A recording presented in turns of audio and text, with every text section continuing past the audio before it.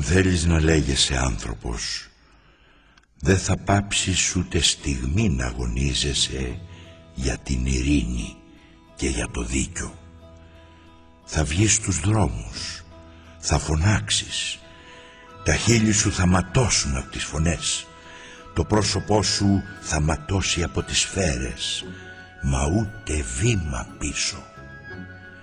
Κάθε κραυγή σου μια πετριά στα τζάμια των πολεμοκάπηλων, κάθε χειρονομία σου σαν να γκρεμίζει στην αδικία.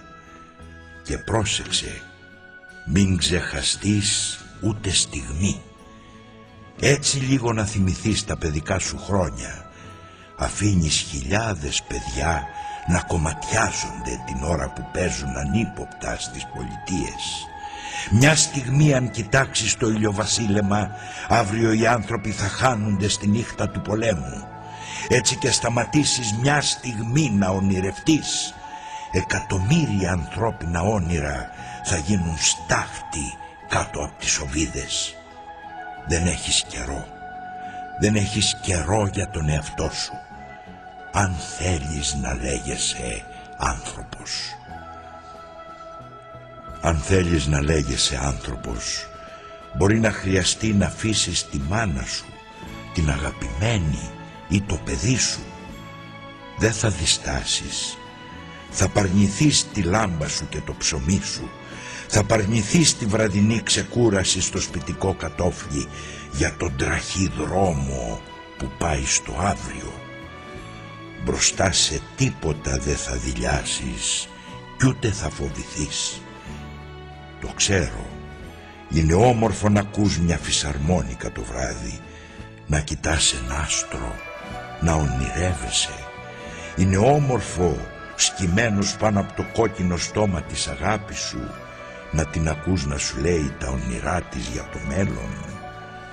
Μα εσύ πρέπει να τα αποχαιρετήσεις όλα αυτά και να ξεκινήσεις, γιατί εσύ είσαι υπεύθυνος για όλες τις φυσαρμόνικες του κόσμου, για όλα τα άστρα, για όλες τις λάμπες και για όλα τα όνειρα, αν θέλεις να λέγεσαι άνθρωπος.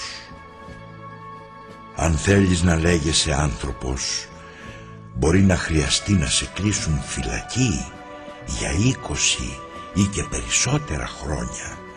Μα εσύ και μες στη φυλακή θα θυμάσαι πάντοτε την άνοιξη, τη μάνα σου και τον κόσμο. Εσύ και μες στο τετραγωνικό μέτρο του κελιού σου θα συνεχίζεις το δρόμο σου πάνω στη γη. Και όταν μες στην απέραντη σιωπή τη νύχτα θα χτυπάς τον τοίχο του κελιού σου με το δάχτυλο, απ' τ' άλλο μέρος του τοίχου θα σου απαντάει η Ισπανία. Εσύ κι ας βλέπεις να περνάν τα χρόνια σου και να σπρίζουν τα μαλλιά σου, δεν θα γερνάς. Εσύ και μες στη φυλακή κάθε πρωί θα ξημερώνεσαι πιο νέος, αφού όλο και νέοι αγώνες θα αρχίζουν στον κόσμο, αν θέλεις να λέγεσαι άνθρωπος. Αν θέλεις να λέγεσαι άνθρωπος, θα πρέπει να μπορείς να πεθάνεις ένα οποιοδήποτε πρωινό.